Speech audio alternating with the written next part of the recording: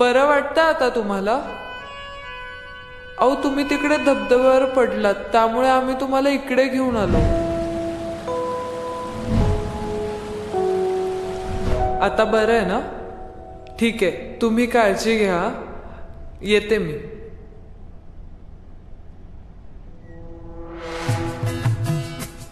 दादा